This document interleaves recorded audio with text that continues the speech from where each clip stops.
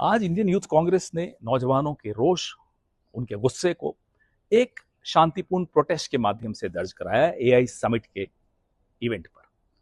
तब से बड़ा हाहाकार मचा हुआ है। एक कॉम्प्रोमाइज प्राइम मिनिस्टर का जो इंसेंटिवाइज्ड मीडिया है वो शुरू हो गया साहब, बहुत गलत जगह प्रोटेस्ट कर दिया, देश की बदनामी हो गई। प्रोटेस्ट वहां नहीं करना चाहिए। प्रोटेस्ट कहां करना चाहिए जनाब? किसी की बेसमेंट में जाकर प्रोटेस्ट करें। प्रोटेस्ट वहीं होता है जहां लोगों को दिखता है। प्रोटेस्ट वहीं होता है जहां मीडिया के कैमरा होते हैं। प्रोटेस्ट और कहां होगा? संसद में हम बोले तो leader of opposition Rahul Gandhi देश के लिए सबसे बड़ा खतरा है। 25 सांसदों को आप बाहर कर देते हैं। हम सड़क पर आए तो हम राष्ट्र विरोधी हैं। हम कहां बोले? चलिए आप बता दीजिए साहब, एक जगह बता दीजिए कि वहां जाकर बोलिए हम कोई नहीं आएंगे, किसी को डिस्टर्ब मत करिए। प्रोटेस्ट डिस्टर्ब करने के लिए होता है। अब किसी को नजर आती नहीं कोई दरार। घर की हर दीवार पर चिपके हुए हैं इश्तिहार। आज इंडियन यूथ कांग्रेस ने उन इश्तिहारों को खींच कर फाड़ दिया।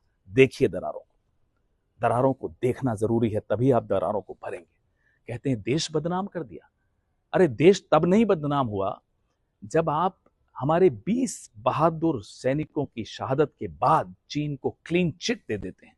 देश तब नहीं बदनाम हुआ जब ऑपरेशन सिंदूर में सीज फायर की घोषणा अमेरिका करता है, चीन पाकिस्तान का साथ देता है, जनरल मुनीर के साथ डोनाल्ड ट्रंप खाना खाते हैं, रोज भारत का अपमान करते हैं, हमारे भारत के लोगों को बेड़ियों में वापस भेजते हैं। तब नहीं देश बदनाम होता। तब नहीं देश बदनाम होता जब एप्स्टीन फाइल्स में दबे हुए राज, आप सबकी सांठगांठ के राज दबाए रखने के लिए आप एक ऐसी ट्रेड डील कर लेते हो अमेरिका के साथ जिसमें भारत के किसान, भारत के टेक्सटाइल, भारत के एमएसएमई को तबाह कर देते हो।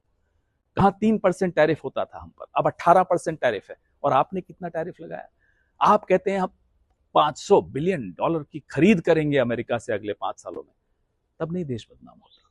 तब नहीं देश बदनाम होता कि जब आप चीन के माल पर मेड इन इंडिया का स्टिकर लगा के इस इवेंट में रखते हो, पूरा देश, पूरा विश्व हंसता है आप पर। तब नहीं आप बदनाम होते। अरे हम लोग उस पार्टी के हैं जिन्होंने आईआईटी बनाई, जिन्होंने हैदराबाद, जिन्होंने बैंगलोर, गुड़गांव ऐसे टेक्निकल हब्स बनाए। हमें नहीं चाहिए आपका मेड इन गलगोटिया यूनिवर्सिटी के राष्ट्रभक्ति के सर्टिफिकेट। हम उसके बगैर खुश हैं। लेकिन आज जो अच्छी बात वो ये है कि देश के नौजवानों ने देश को मजबूर किया कि दरारें देखिए, तभी इन दरारों को आप भर पाएंगे। जय हिंद, जय कांग्रेस।